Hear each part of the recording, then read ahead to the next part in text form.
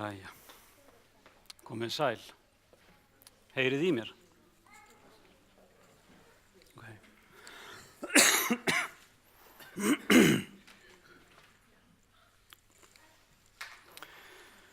Minnismerki fingraför. Það hljómar kannski skringilega. Hvaða minnismerki þetta? Hvaða fingraför eru þetta? Ég að hugsa að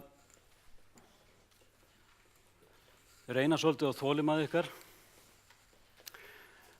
með því að fjalla smá sameindalíffræði. Ég geri ekki ráð fyrir að allir hérna inni séu endilega vel meðvitaðir það hvað ríbósóm eru. En ríbósóm eru mjög skemmtilegt fyrirbæri. Ríbósóm má segja að halda okkur lifandi eins og öll önnur frumulíffæri sem eru inni í frumunum okkar. Inni í hverri frumu þar erum við með kjarna og í kjarnanum er kjarnsýran DNA. Og hér sjáum við mynd af kjarnsýrunni. Þetta er verulega stækkað og verulega einfaldað.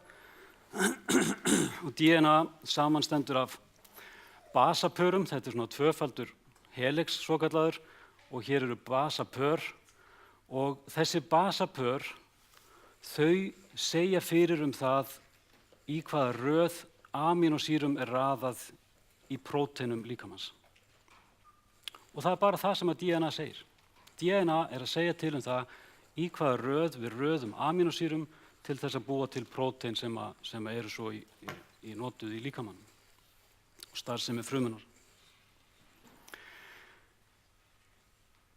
Þegar við náum í þessar upplýsingar úr kjarnsýrunni, þá eru notuð ensím til þess að opna þennan helix og svo eru kjarnsýrurnar afritaðar og afritið, getum kallað ljósritið af kjarnsýrunni, það er ekki DNA heldur RNA. Og þetta eru skammstafanir fyrir annars vegar deoxyribonucleic acid og hins vegar ribosonucleic acid. Og hér erum við með þessi basapör og það eru þrenns konar mismunandi RNA sem eru afrituð úr DNA. Sýnið með þolinmæði. Við erum annars vegar með það sem heitir messenger RNA. Það er þessi lína með öllum bösunum sem standa upp í loftið. Þetta eru mismunandi basar, þeir eru fjórir mismunandi basar, þeir eru ekki fleiri. Þetta er ekki flóknar en svo. 4 mismunandi basar. Og það eru 3 saman sem segja til eina gerð amínósýru. ACG segir kannski til einhverja eina gerð, UAU segir til aðra gerð og að því að þú ert að raða 4 mismunandi bösum upp í þrenningum að þá ertu með gríðarlega stóra möguleika á því hvernig þú raðar þessu upp. Það skiptir máli hvort það er ACG eða GCA eða AGC eða AC eða AGC, allt þetta skiptir máli. Svo erum við með aðra típu af RNA sem heitir transfer-RNA og þær líta svona út. Og þar erum við líka með svona 3 basa sem passa beint ofan á einhverja basa hér. Þessir 3 passa bara ofan á UAU. Og þessi transfer-RNA eining, hún binst við eina tegund af amínósýru og aðeins eina. Amínósýrurnar eru byggingarefni fyrir prótein. Það eru til 20 mismunandi amínósýrur. Þannig að það eru til miklu fleiri möguleikar á uppröðun basana heldur en þessar 20 amínósýrur. Sem þýðir það að þú ert með mismunandi basaraðir sem þýða sömu amínósýruna. Inn í kerfið er sem sagt innbyggður leiðréttingarmekanismi. Þannig að þó að þessi basi afritist vitlaust og komið annar í staðinn, þá eru líkur til þess að það muni tákna sama eða sömu amínósýruna hvort þið er. Ok, þolinmæði dyggð. Þetta gráa er ríbósómið. Og það til mismunandi teikningar af þessu. Þessi er svolítið svona þægilega einfölduð. Ég hef litið á þetta svolítið eins og hamborgara. Það er eitt brauð niðri og það er annað ofan á og svo gerist eitthvað þarna á milli. Þetta er salatblaðið eða sojaborgarinn. Það er þessi messenger RNA sem geymir upplýsingarnar það hvernig prótínið á að vera uppraðað. Það rennur í gegn eins og á færibandi og svo koma transfer RNA ofan á þetta og bæta við nýrri og nýrri amínósýru eftir því hvað röðunin segir. Hér kemur það sem mér finnst skemmtilegt við ríbósóm. Ríbósómið er búið til úr próteini og ríbósómal RNA. Og í praxis þá lítur þetta einhvern veginn svona út. Þetta eru tveir ríbósómhlutar, þetta græna og gula. Hér er messenger RNA sem rennur eins og færiband eftir ríbósóminu og transfer RNA koma með nýjar og nýjar amínósýrur sem setjast hérna á og þessi keðja hér er nýtt prótein sem er að myndast og er að lengjast. Ok, af hverju ósköpunum er ég að tala um þetta? Hverju hugmyndir? Það sem mér finnst skrítið og hefur alltaf fundið skrítið. Það er, hvernig stendur að því að ríbósómið er bæði búið til úr RNA og próteini. Hvernig var próteinið búið til sem er notað í ríbósómið? Þú þarft ríbósóm til að búa til prótein, ekki satt? Hvernig var próteinið til sem opnaði DNA-helixin og afritaði DNA yfir í RNA? Þegar þú þarft ríbósóm til að búa til próteinið. Þú þarft ríbósóm til að búa til ensímið sem opnar og ensímið sem afritar. Ég veit að fróðir menn, og ég ger ekki lítið úr þeim sem eru ósammála mér, við erum bara ósammála, þeir hafa þá skoðun að lífið hafi upphaflega verið RNA-háð en ekki DNA. RNA hafi verið upphaflega einingin, síðar hafi DNA þróast til þess að geyma upplýsingarnar. Líkurnar á því að þetta gerist fyrir tilviljun eru stjarnfræðilegar. Þeir eru algjörlega stjarnfræðilegar. Þetta eru tölur sem við náum ekki einu sinni utan. Fyrir mér er þetta fingrafar.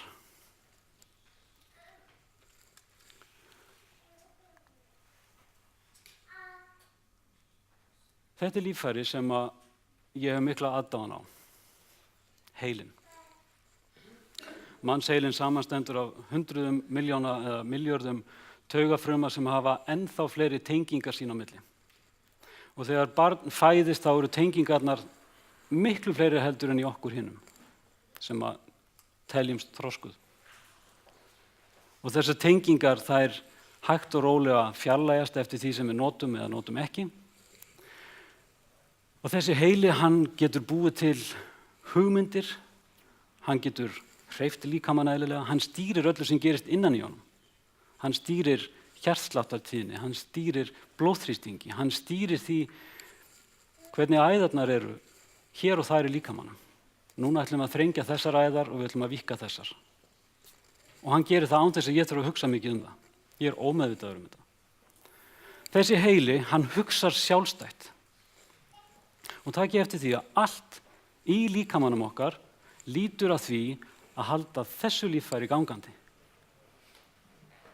Við getum mist handlegg, það er ekkert stórmál.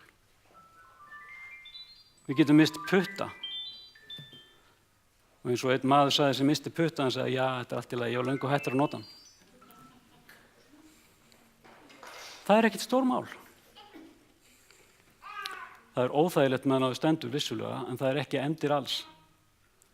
Hvernig stendur að því? Gefum okkur það. Gefum okkur það að frumurnar hafi orðið til fyrir tilviljun. Gefum okkur það að frumurnar hafi fyrir tilviljun, því það er engin lógík á bakvið þróun, það er engin tilgangur á bakvið þróun, gefum okkur það að fyrir tilviljun hafi þær raðast upp til samstarfs sín á milli og farið að sérhæfi sig. Því þó að allar hafi þær sama erfðaefnið og sömu upplýsingarnar, þá skipta þær með sér verkum. Einhverjir ákveða það að þeir ætla að fara að losa sig við rusl og þeir fara að tengja alls konar efni við það sem er aðskotahlutur til þess að henda því út úr líkamanum. Lifrin er svona eins og sorpa. Þess vegna finnst mér ekki lifur girnilegt til matar. Því ég veit hvað hún gerir. Ég veit hvað hún varst. Nýrun sömuleiðis, þau stuðla að salta jafnvægi í líkamanum sem skiptir gríðarlegu máli og losun úrgangsefna. Segjum að þær hafi allar fyrir tilviljun raðast upp og starfi fullkomlega saman til þess að viðhalda þessari lífveru. Hvernig stendur á því að þessar frumur sem stýra öllu batteríinu öðluðust meðvitund sem einstaklingur, óháð öllum einingunum, hugsar sem maður, tekur ákvarðanir sem einstaklingur, skapar hluti. Hvaða lógík er það? Er það sjálfgefið? Ekki fyrir mér.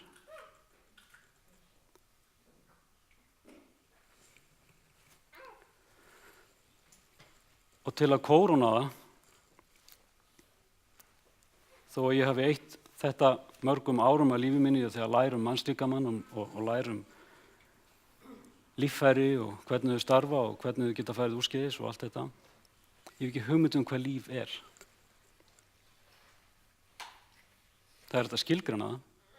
Það er þetta skilgreina lífverur. En hvað er líf? Hver er nákvæmlega munurinn á manneskju sem er á lífi og rétt eftir hún dáin? Hvað gerðist? Af hverju fór það úrskeiðis? Þetta jafnvægi sem kallast homeostasis í líffræðinni. Hvað var þess valdandi að það var til upphaflega? Því að það er svo viðkvæmt. Hafið einhvern tímann velt í fyrir ykkur að þessi tvö himintungl sem að við þekkjum hvað best, sólin og tunglið. Hafið einhvern tímann velt í fyrir ykkur hvernig á því stendur að á himinhvelfingunni virðast þau jafn stór.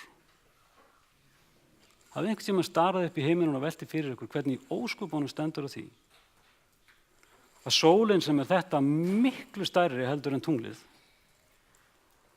svo stór að það getur allt passað inn í, allt í sólkerfinu getur passað inn í sólina. Hvernig stendur á þeirri tilviljun að þegar við manneskju stöndum hér og horfum upp í himinina þá er þetta jafn stórt.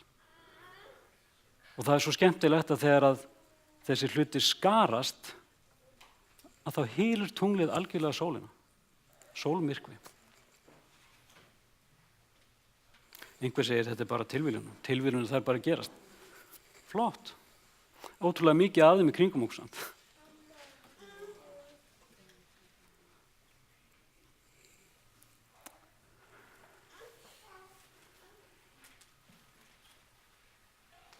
Þetta helgast af auðvitað fjarlægðinni.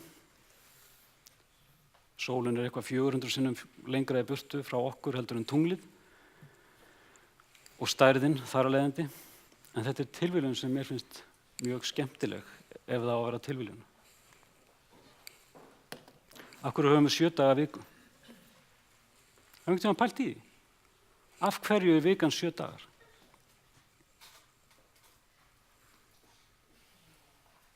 Það hafa verið til 9 daga vikur í sumum samfélögum. Það hafa verið til 5 daga vikur í sumum samfélögum. En alla jafna, yfir veröldina, þá erum við með 7 daga viku. Og það er ekkert í náttúrunni sem útskýrir það.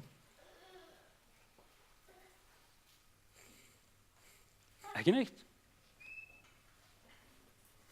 Þú gæti sagt, já, það er gangur tunglsins og þú værir næst því sennilega af öllum öðrum hlutum.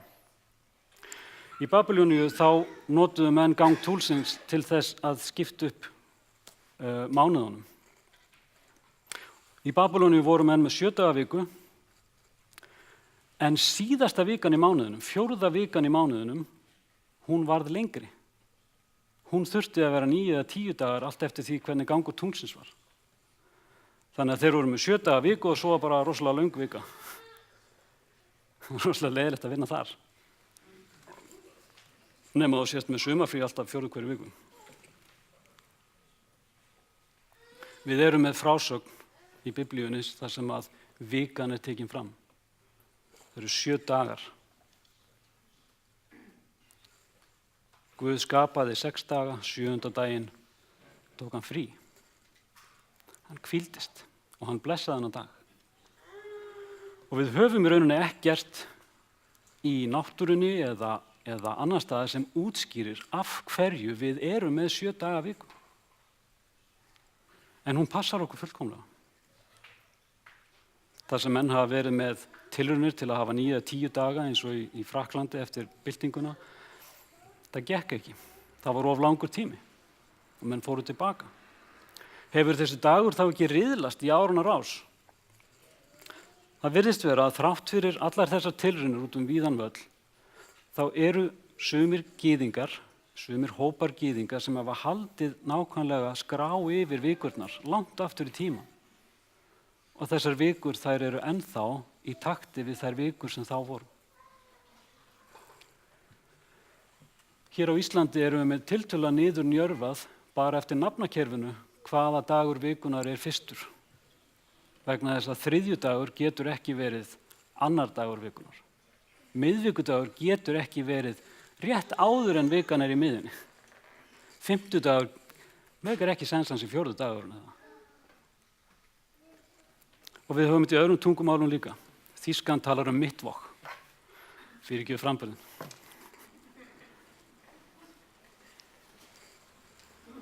Miðvikudagurinn.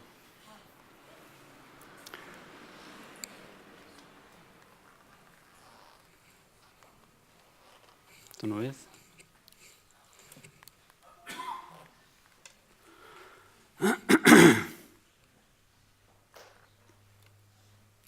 Í 1. Mósebók höfum við frásögnina. Guð lauk á hinum 7. degi verki sínu hann hafði gert, hvíldist hinn 7. dag af öllu verki sínu hann hafði gert. Og Guð blessaði hinn 7. dag og helgaði hann, því að á honum hvíldist Guð af verki sínu sem hann hafði skapað og gert. En af hverju viljum við ekki skapara? Hvers vegna er skapari ekki vinsæll? Hvers vegna er hugmyndin skapara gerð fráleit? Hvers vegna er hæðstæðinni? Sérstaklega í nútímanum, sérstaklega síðustu 100-150 árin, þá hefur þetta farið vaxandi og síðustu árin ennþá frekar. Hvers vegna? Ég held að það sé ekkert eitt svar við því.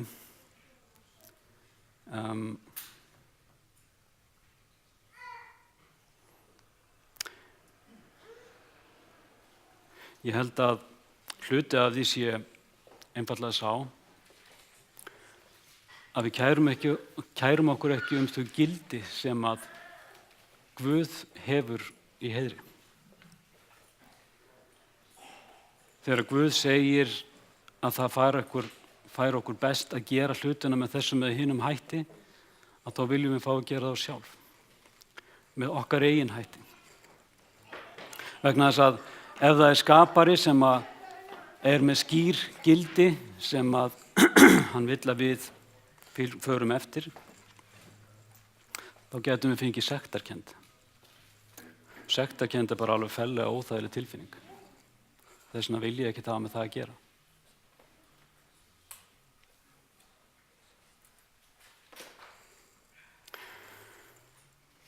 Kannski að einhver leyti vegna þess að kristnir menn í aldanna rás hafa brugðist algjörlega því hlutverki sínu að vera fylgjendur Guðs. Og í hans nafni hafa þeir gert allskyns óhæfuverk. Og menn taka þetta gjarnan fram í umræðinu Guð eða þennan skapara og segja ég vil ekkert hafa með þennan að gera. Og ég skil það. En ég held að þegar við erum með þessa afstöðu, þá þekkjum við hann ekki. Þá þekkjum við ekki þennan skapara.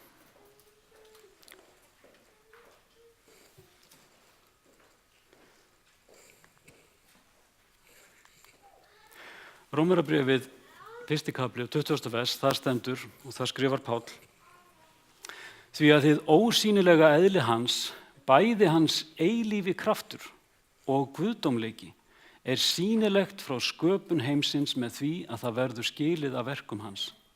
Mennirnir eru því án afsökunar. Hann tekur þetta bara mjög skýrt fram. Þú getur bara farið út og þú getur hort á náttúruna og þú getur hort á þá hluti sem eru hér í kringum þig. Og ef þú hafnar því að það sé einhver hugsun á bakvið þetta, höfundur, þá er það bara þín ábyrgð. Og það er frelsið sem Guð hefur gefið okkur. Hann neyðir engan til þess að fylgja sér eða trúa sér. En hann hefur lagt nógu mörg fingraför í náttúruna til þess að við getum séð það. En hvaða máli skiptir þetta? Af hverju skiptir það einhverju máli hvort að Guð hefur skapað eða ekki skapað? Af hverju skiptir það máli að við sem kristnir menn trúum á skapara? Af hverju getum við ekki bara blandað svolítið saman? Af hverju getum við ekki bara sagt já, það er sennilega Guð, það er sennilega einhver kraftur þarna úti sem að setja þetta í gang. Hann bara kveikti á þessu, hann bjó til lífið. Því umræðan það hvernig lífið var til, hún er mjög flókin. Og það eru mjög margir framsæknir fræðimenn sem að trúa því ekki að aðstæður hér á jörðinu hafi verið þannig að líf hafi geta kviknað af sjálfu sér. Og einn þeirra, mér minnir að það sé Watson frekar en Crick, sem er sá sem að fann sem kom með tilgátuna það hvernig DNA kjarnsýran er samsett. Hann hefur hafnað því að líf geti kviknað hér á jörðinni. En hann aðhyllist á kenningu að það hafi komið loftsteinið utanfrá. Og þannig eru fræðingjarnan að þegar þeir komast í öngstræti og sjá að þetta gengur ekki upp, þá er bara búin til ný kenning, hvort sem hún er betri eða verri. En af hverju getum við ekki með góðu móti samþykkt það að Guð hafi bara kveikt á einhverju og svo mallaði það í milljónir ára? Ég held að það sé ekki hægt. Hvað verður þá vonina? Hvað ætlar þú að gera við vonina sem að þú lest í þinni Biblíu ef að þetta gerðist allt á milljónum ára? Ef það var engin höfundur á bakvið þetta? Ef það var engin skapari? Hvað ætlar að gera við þá von? Hvað ætlar að gera við þessa von sem Páll skrifar þegar hann lýsir upprisinu og endurkominni? Hann segir ef við trúum því að Jesús er dáinn og upprisinn, þá mun Guð fyrir Jesú eða með hans hjálp leiða ásamt honum fram þá sem sofnaðir eru. Því að það segjum við yður og það er orð Drottins að við sem verðum eftir á lífi við komu Drottins, og Páll var greinilega sannfærður að hann er á lífi sjálfur, munum alls ekki fyrri verða en hinir sofnuðu, það er að segja þeir sem eru dánir. Því að sjálfur Drottinn mun stíga niður af himni með kalli, með höfuðengilsraust og með básúnu Guðs, og þeir sem dánir eru í trú á Krist munu fyrst upprísa. Síðan munum við sem eftir lifum verða ásamt þeim hrifnir burt í skýjum til fundar við Drottin í loftinu, og síðan munum við vera með Drottni alla tíma. Uppbör við því hver annan með þessum orðum. Og takið eftir því að þegar að Guð reisir upp hina dánu, þá gerir hann það alveg eins og þegar hann skapaði. Með röddinni sinni. Hann talar og þá verður það.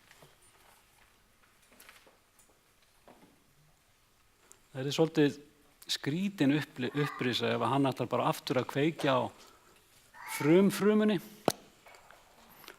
og svo bara fer hann og bíður.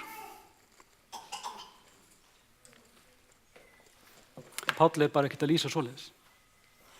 Hann er að lýsa því að þetta gerist á örskotsstundu. Opinberunarbókin, hvað ætlum við að gera við þessa bón? Ég sá nýjan himinn og nýja jörð, því að hinn fyrri himinn og hinn fyrri jörð voru horfin og hafið er ekki framar til. Og ég sá borgina helgu, nýja Jerúsalem, stíga niður af himni frá Guði, búna sem brúði er skartar fyrir manni sínum.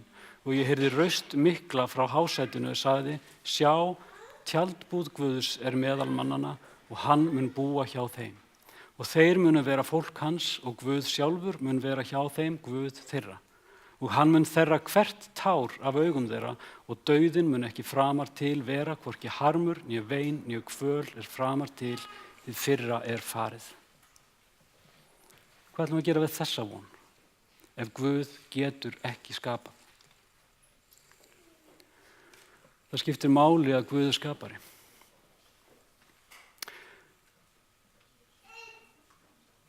Í 14. kafla Opinberunarbókarinnar er talað engil. Og þetta er lýsing á ástandi sem að ég held að sé undir lok tímans rétt áður en Kristur kemur aftur. Og þessi engill, hann hélt á eilífum fagnaðarboðskap. Hvaða fagnaðarboðskap?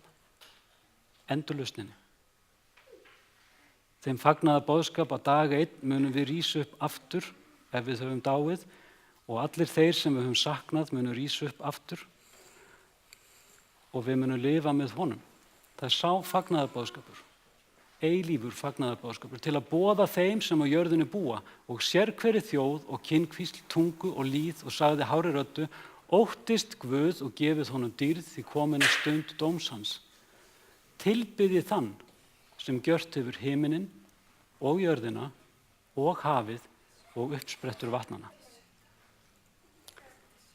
Allt þetta, það skiptir máli. Það er skaparinn sem er verið að tilbiðja og það er ákall að fylgja honum því að hann er sá sem hann er. Það er engin annar Guð sem á að tilbiðja, það er þessi Guð sem gerir þessa hluti því að hann veitir okkur von. Þetta er ekki hver sem er. Og við sjáum hér í Boðorðunum 10, í 20. kafla 2. Mósebókar, minnstu þess að halda hvíldardaginn heilagan. Og þið þekkið þetta, 6 daga skaltu erfiða og vinna allt þitt verk, 7. dagurinn er hvíldardagur helgaður drottni Guði þínum. Þá skaltu ekkert verk vinna og ekki sonurinn eða dóttir eða nokkur annar. Því að á 6 dögum gjörði drottin himinn og jörð, hafið og allt sem í þeim er. Hvíldardagurinn er minnisvarði sköpunina. Það stendur ekki nákvæmlega hvað þú átt að gera á hvíldardegi. Það er eingöngu tekið fram, stoppaða það sem þú vanur að gera. Ekki vera að vinna eins og alla hina dagana. En minnstu þess að ég skapaði. 5. Mósebók er þetta aðeins öðruvísi. Þar er skýringin, minnstu þess að þú varst þræll á Egyptalandi og að drottin Guð þinn leiddi þig út þaðan með sterkri hendi og útréttum armlegg. Guð er endurlausnari. Með sterkri hendi og útréttum armlegg. Hann getur það. Það var vonlaust fyrir gyðingan að fara út, en hann getur það. Hvoru tveggja til að minna okkur á það að hann er traustsins verður. Hann skapaði allt sem þú sérð. Fjöllin, vötnin, skóana, hafið, hvalina, selina, fuglana, allt sem þú sérð. Og hann getur frelsað þig út úr hvaða ánauð sem er.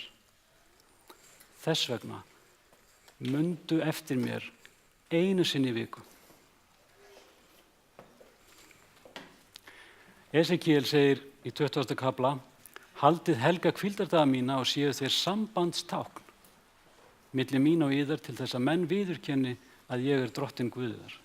Sambandstákn, eins og íslenski fáninn er okkur Íslendingum, eins og hringurinn hér er okkur helgu, sambandstákn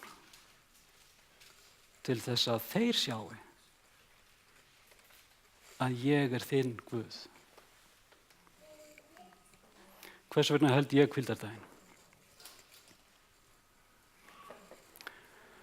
Að því ég trúi á Guð sem skapara og ég treysti Guði sem endurlausnara.